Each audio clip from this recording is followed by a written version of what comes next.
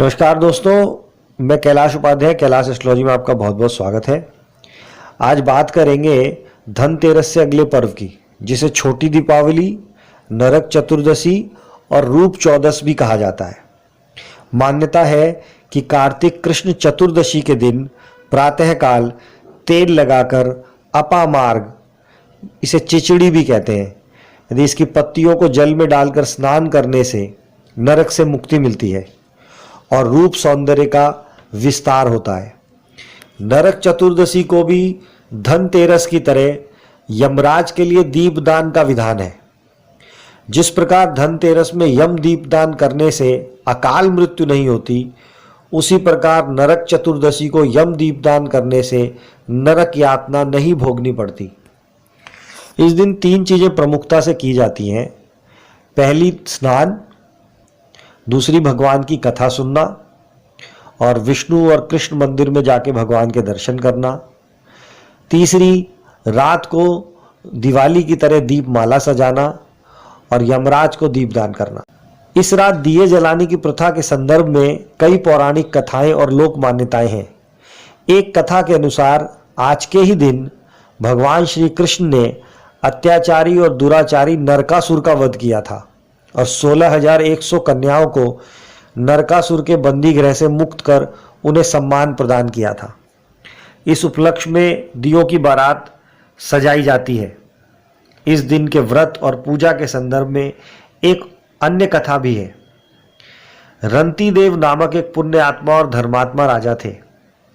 उन्होंने अनजाने में भी कोई पाप नहीं किया था, लेकिन मृत्यु का समय आया तो उनके सामने यमदूत आ खड़े हुए। यमदूत को सामने देख राजा अचंभित हुए और बोले, मैंने तो कभी कोई पाप कर्म नहीं किया, फिर आप लोग मुझे क्यों लेने आए हो? क्योंकि आपके यहाँ आने का मतलब है कि मुझे नरक जाना होगा। आप मुझ पर कृपा करें और बताएं कि मेरे किस अपराध के कारण मुझे नरक जाना पड़ रहा है। पुण्यात्मा राजा की अनुनय भरी वाणी सुनकर यमदूत ने कहा, हे राजन, एक बार आपके द्वार से एक भूखा ब्राह्मण लौट गया। यह उसी पाप कर्म का फल है। दूतों की इस प्रकार कहने पर राजा ने यमदूतों से कहा कि मैं आपसे विनती करता हूं कि मुझे वर्ष का और समय दे दें। यमदूतों ने राजा को 1 वर्ष की मोहलत दे दी। राजा अपनी व्यथा लेकर के ऋषि मुनियों के पास गया और उन्हें अपनी सारी कथा सुनाई और उनसे विनती करी कि कृपया आप मुझे इस पाप से मुक्ति का उपाय बताएं। ऋषि बोले, हे राजन, आप कार्तिक मास की कृष्ण पक्ष की चतुर्दशी का व्रत करें और ब्राह्मणों को भोजन कराएं। राजा ने वैसा ही किया जैसा ऋषियों ने बताया। इस प्रकार राजा पाप मुक्त हुए और विष्णु लोक में स्थान प्राप्त हुआ। उस दिन से पाप और नरक से मुक्ति हेतु भूलोक में कार्तिक चतुर्दशी के दिन का व्रत प्रचलित है।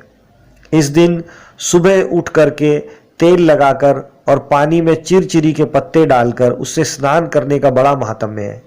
स्नान के पश्चात विष्णु मंदिर और कृष्ण मंदिर में भगवान का दर्शन करना अत्यंत पुण्यदायक कहा गया है। इससे पाप कटता है और रूप सौंदर्य की प्राप्ति होती है। 3 मुख्य काम जो रूप चौदस के दिन किए जाते हैं वह यही है। सबसे पहले स्नान, दूसरा भगवान की कथा सुनना और व्रत करना, तीसरा भगवान विष्णु और कृष्ण के मंदिरों में घूमना तथा शाम के समय दीप माला जलाना और यम दीप दान करना। इस आशा से कि ये रूप चौदस आपके जीवन में रूप, सौंदर्य और धन संपत्ति का अंबार लगाए। नमस्कार, आपका कल्याण हो।